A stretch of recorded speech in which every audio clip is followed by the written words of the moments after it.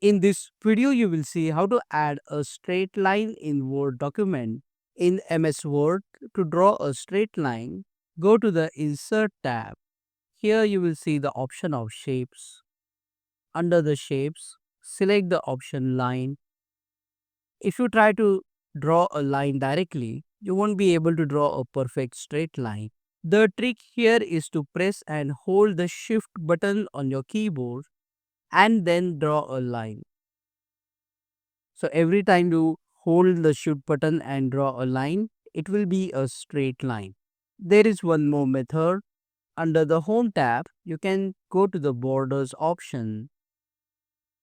Then go to Borders and Shading. Select the option Box and untick top, left and right border. Select the thickness of the line. Make sure you have selected your paragraph and then click on OK. So this will also insert a straight horizontal line in MS Word. Click on that like button, comment below and let me know if this video solved your problem. And don't forget to check out these useful videos if you want to learn more about Microsoft Word quickly. See you again in the next one.